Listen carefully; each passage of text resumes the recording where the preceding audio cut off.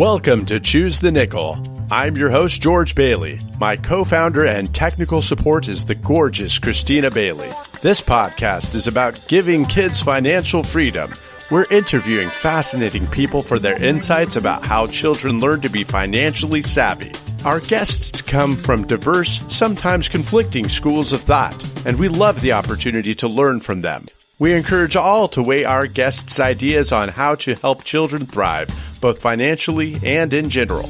We invite you to visit our website at www.choosethenickel.com, subscribe to our newsletter, and try out the things we are learning on the podcast. Our next episode features Robbie Mathews, president of the Mathews Entrepreneur Group. Robbie is a successful global entrepreneur, an empowering international speaker, a financial education and transformation coach, author, and an investor. Robbie is also a participant in an upcoming PBS television special titled Phenomenal Global Women, in which she and other incredible women from different countries, cultures, and nationalities will share their life stories, their journeys, and their experiences. Ladies and gentlemen, Robbie Mathews. Robbie Mathews, welcome to the show. Thank you, George. It's a pleasure to be here. Well, I really appreciate your coming on. If you could tell me, what are your greatest professional accomplishments? There's a couple I can share with you. First of all, I was a single mom with 4 kids and worked full time. During that process, I was able to actually go to school, get my bachelor's degree, as well as obtain my master's in information systems technology with a 4.0 and wound up on the Franklin Honor Society. So that was a major accomplishment for me, considering the way I started my childhood, which I'll share with you a little. But also during that time, I was promoted to vice president within a Fortune 500 financial services firm, which was also a very rewarding achievement for me as well. And then during my time at this financial services firm, I became a global diversity and inclusion advocate as well as a global mentor. From my corporate life, those were my major accomplishments. And I was in corporate America for 40 years. This thing about getting straight A's while a mother of 4 is very impressive to me. Tell me a little bit about that and what type of hustle you had to put on to be able to get those grades. As part of my childhood, I didn't get a chance to go to high school and have the college experience that some of my peers had. I was determined not to let anything stop me from experiencing having a degree, as well as I wanted to be a role model for my children. So come home, I go to work, I come home, feed them, put them in the bed, and then I'd work a couple hours on the computer doing my papers, doing the research and doing the things that were necessary for me to accomplish that goal. Because that was one thing. And I didn't necessarily feel, because I was actually progressing within my profession, because I was a computer technologist. I was progressing, but I felt that as a role model, being a teenage mom, I wanted to make sure my children understood the importance of education, regardless of what happens to you in life, that you can still accomplish things. And so that was my motivating factor for the sleepless nights, the long nights, and the papers that I had to write. Wow. Do you like writing? No. And have you avoided it successfully?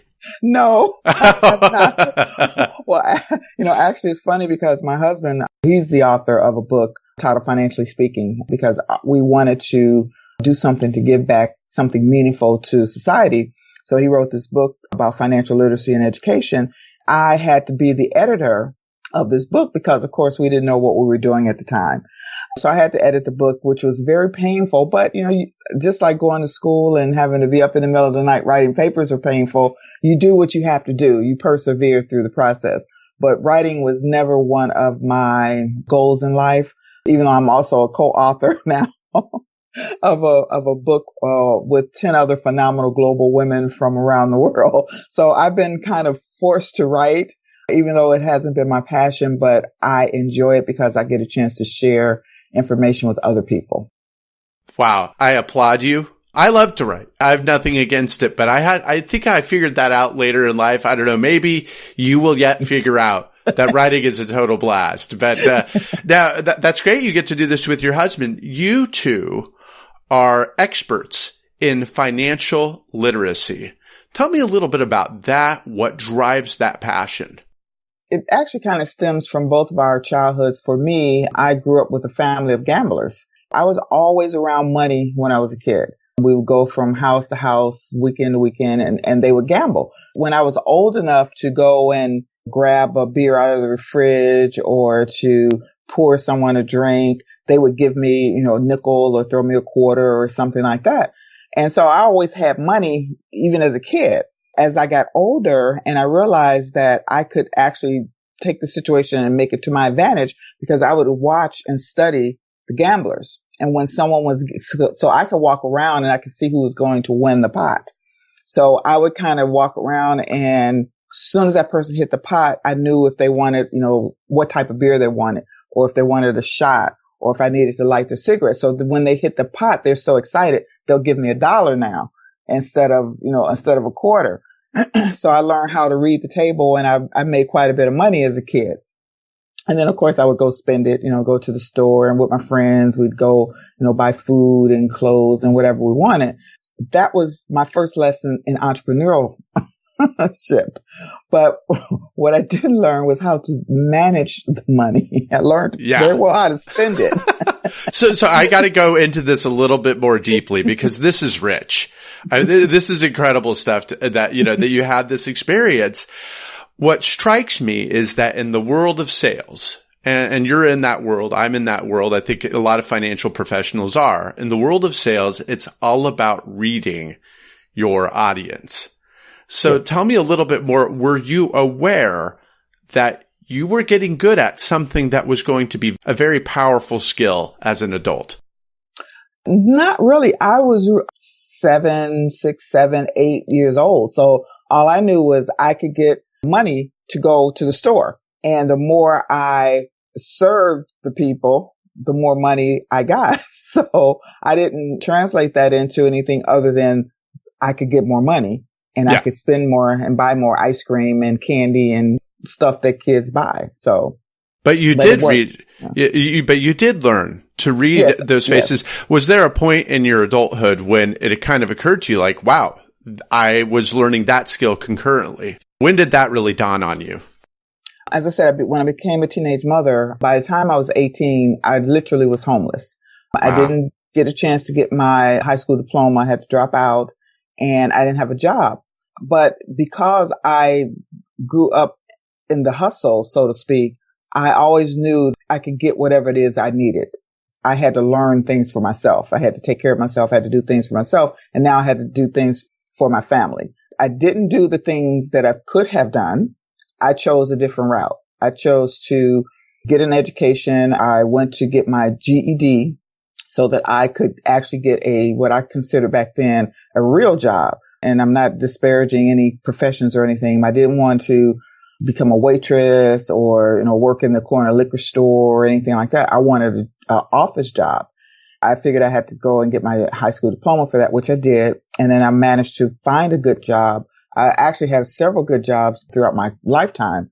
I didn't want my kids to have the same kind of life that I had. I wanted them to have a home, and I wanted them to be able to run around and play and have a good time. And I told them I would never gamble. I would never do those things I had to deal with. I learned a lot from my childhood, but I also learned that I didn't want that for my children. So I did get my first job, and it's funny because coming from where you're getting like nickels and dimes and quarters and dollars, and then you go from that to going to nothing and then to welfare. So I did manage to get my GED. I got a good job working for the phone company as a long distance operator. When I got the letter, it said I was going to earn $10,800 a year. And I'm like, oh my God, $10,000. So of course, a little high school girl coming from getting nickels and dimes and quarters and dollars to earning $10,000 a year was a major event. But of course, as we know, $10,000 doesn't go very far when you're trying to feed a family. Well, no one explained to you, because we don't have financial literacy and financial principles, personal financial literacy principles in school Of course, I didn't go, but still, what does that really mean? And once you break it down, by the time you pay the taxes, when they take taxes out, because of course I didn't understand taxes because I never paid those. So taxes coming out, and then you had insurance coming out, and you got to pay rent and food. And by the time you realize that you really don't have $10,000 doesn't go very far. So I had to, again, learn how to budget my money, how to eat and feed a family differently. Again, I had to do self-taught because at that time I didn't have the role models, didn't have the financial education that was necessary. But as time went on, I was determined to continue to succeed. I did get a new job in corporate America in a Fortune 500 financial services firm. And that's where I was able to truly take advantage of understanding financial principles and financial wealth, because financial institutions serve the wealthy. Yeah. So that was the first time I had actually been exposed to the fact that people make and have lots and millions of dollars. So I wanted to learn what are the things that they did to get that money and to be able to be rich at the time. The word wealthy still wasn't a concept back then. It's like you're rich. Mm-hmm. So the nature of my job required that I learned accounting in order to build accounting systems for this financial services firm. Oh, that is such a great skill. That is such a great skill. So smart that you honed in on that. Yes. Yeah. It worked out throughout my years. So I spent 33 years at this financial services firm, and I was able to learn and take advantage of savings, 401k, investing, and learning all those types of things during my tenure there. Was there anything specific that honed you in on accounting, though? Because I would have thought that would not have been the direction, but it's so important for really understanding numbers and how they work and whatnot. What was it? A single experience or something going on in your business that helped you hone in on that? I've always been where I was supposed to be, as opposed to me going and seeking. When I went to the company, I was put on the team that was an accounting-based team. I didn't have any accounting. It wasn't like I went to college, so I had a certificate in computer programming. I was going in as a programmer. That was the team that needed a programmer. So in order for me to program, I had to actually learn accounting. And so remember now, we're talking years, not like now where I can ask Google, what's the gap rule for blah, blah, blah, blah, blah, and it'll just tell me. Yeah. I had to actually sit with accountants. I had to learn accounting in order to write computer programming to do the accounting. That's how I was able to immerse myself in financial principles and understand all that. But what I also understood as time went on was that accounting is for a business.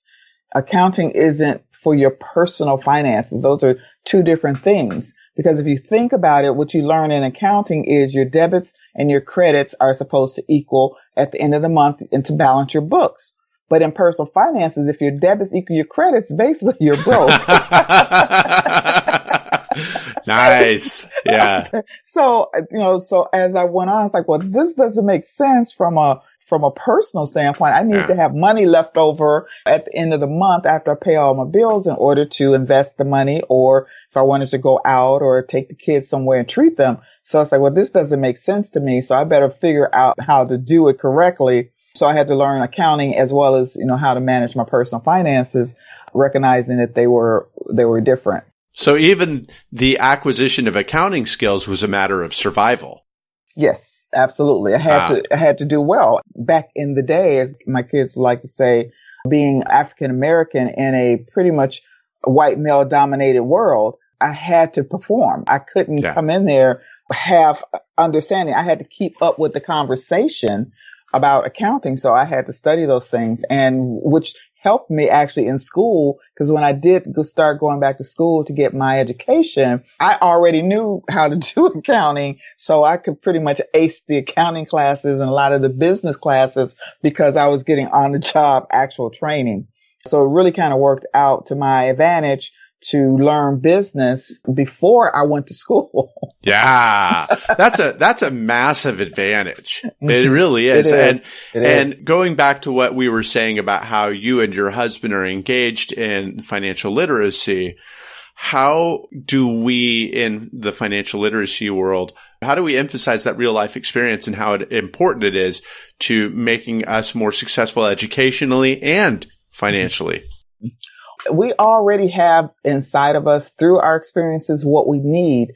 The problem is that we don't use what we need the right way. So it starts with a mindset. You have to develop a different mindset. So what we call it is the wealth mindset. And I'm sure, that's been used quite a bit. But what that means is that you have to want to be wealthy, and wealth is what you define it to be. It doesn't mean you're a billionaire or a millionaire. It means that you are financially, at a minimum, you're financially sustainable. Yeah. So that you can, live the life that's comfortable for you and leave something for your children to give them that extra boost in life. They don't have to start out with the struggle. But you can't just leave it to them and give it to them. You have to educate them as well so that they can continue on and to survive and thrive and pass it forward. Oftentimes when I was growing up, I was like, well, I'm going to make sure my kids never want for anything. So, I'm going to give them everything that I didn't have or the lifestyle that I wanted to have. I did recognize that a little later as we started having grandchildren that, well, we can't just give them everything. We have to teach them principles. So we started teaching our grandchildren because by that time the kids were kind of past that teaching stage. Wait. So you learned this as grandparents? Yes. You see, my understanding of grandparents is that you're supposed to spoil them. And I don't know how I feel about that philosophy, but that's pretty good that you learned that, Well, we did, but we did both. We were able to spoil them.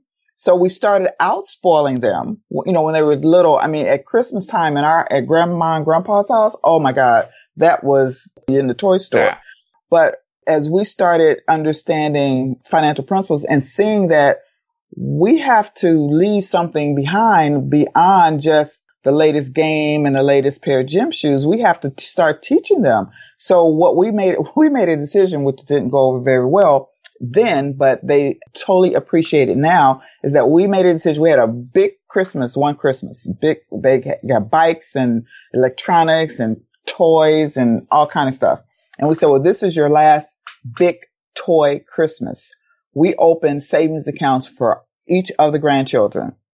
We told them this is how it's going to be going forward because, we would literally paying the bill 3, 4, 5 months after Christmas to make up for the Christmas just to get ready to do it all over again 6 months later. Yeah. So we told them you're going to get $100 for Christmas in your account, $50 for your birthdays. For Christmas, you will get presents depending upon your grades.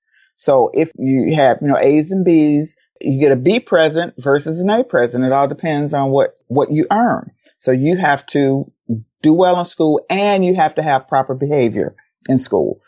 If you get the good grades, but you kind of acted up a little bit, you get half your money. If you was excellent in school, but you struggled a little bit, you get half of your money. So if you want both, you have to have good grades and good behavior for the whole year.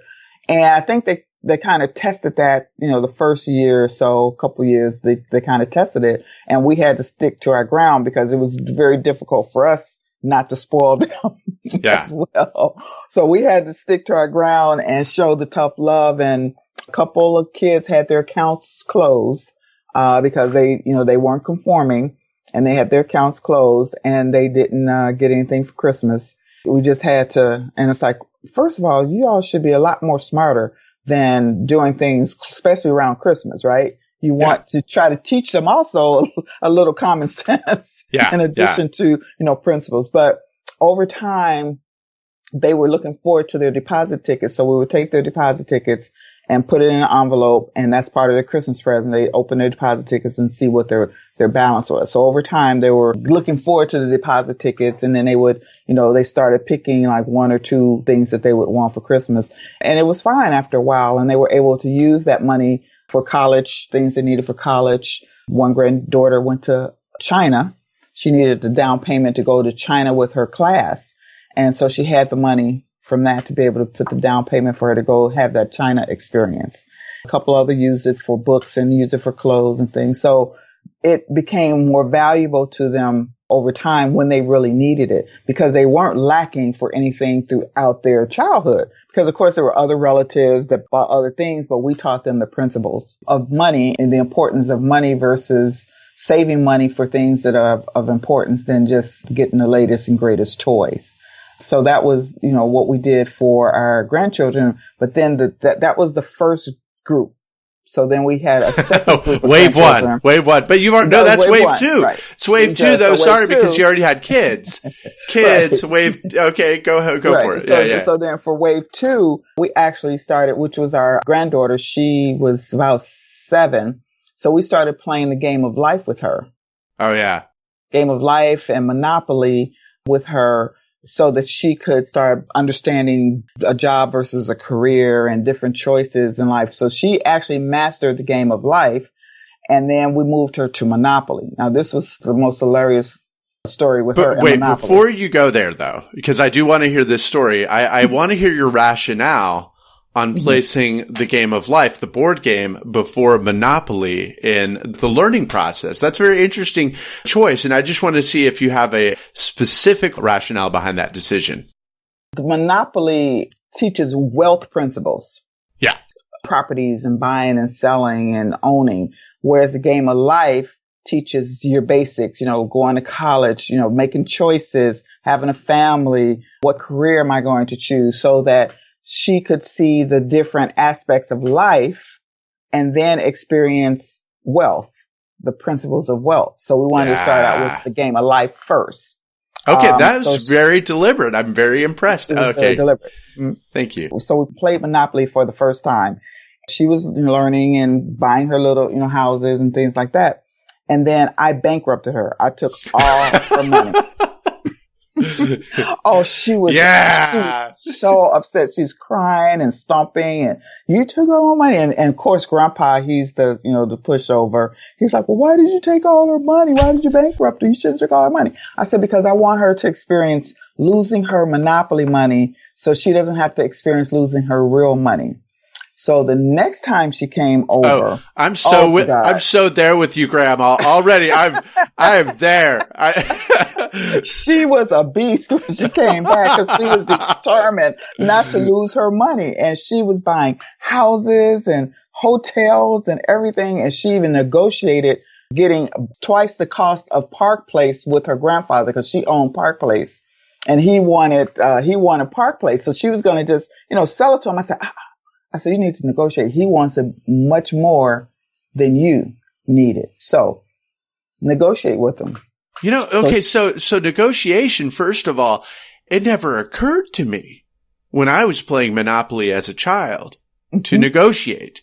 And I think that in our culture, negotiation is like, no, that's what the price says. You don't negotiate, Right, that's really cool. She did that. But see, she negotiates all the time. And children negotiate all the time to get what they want. And she was an excellent negotiator even before Monopoly, because she would always think about the various responses she could possibly get. So she had her response speeches for the no or the maybe or the later response. So she could always counter you when you say later or no or maybe. So she already had the art of negotiation. So it's like, well, use your negotiation skills. Get more for that property. Get as much as you can for that property and negotiate. So she did, and she got more for the property than what it cost on the paper. Yeah. So she was happy with that. We managed to make it through. Grandpa did, he did kind of win the game this time. But here's the other thing she learned. She said, well, Grandma, next time we're going to work together. So now she's into joint ventures.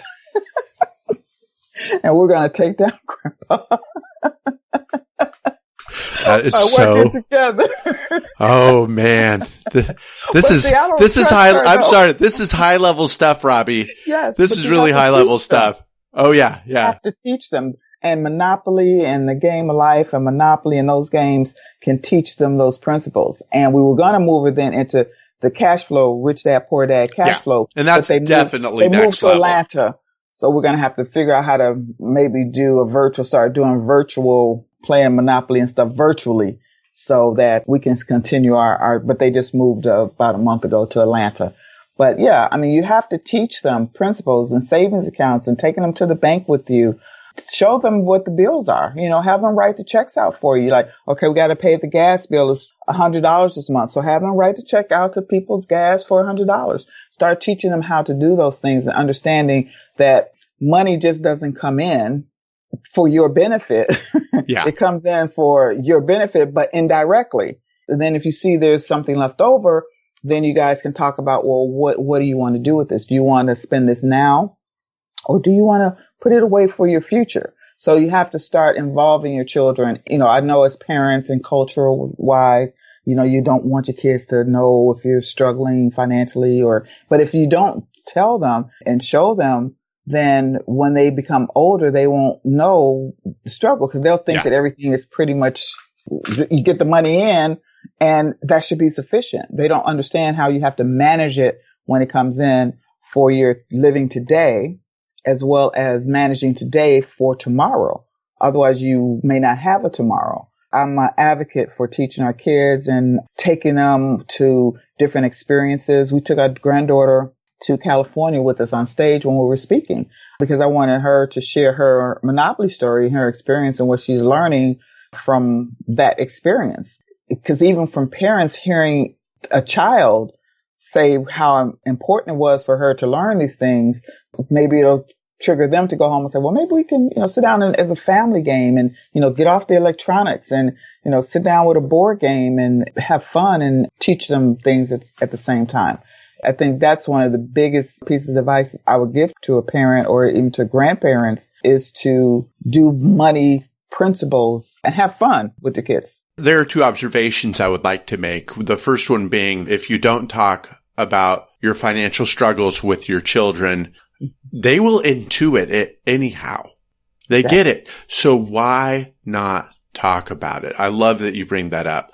The second point is that, and this is a theme throughout this interview that I love and I respect, that you as a grandmother have decided, I am engaged in this. I am engaged with my grandchildren. And from my own experience, I had a wonderful, I did not know my grandparents on my dad's side because my grandfather just, died many years before I was born and my grandmother died shortly after. But my mom's grandparents my mom's parents who were divorced, I remember that my grandmother would send me money and I remember that my grandfather helped provide for my college education. Mm-hmm. I do not remember money conversations with them. Mm-hmm. And though I qualify that with one. I remember when my grandfather really kind of put it to me and said, look, I can help you with your college. You need to work to pay for the rest. And so I worked through my bachelor's degree and actually did quite well during that time with his help, my parents' help, but also a lot of my own efforts. But honestly, Robbie, I love that you engage your grandchildren and would love to encourage grandparents everywhere to listen to this story. I think it's great.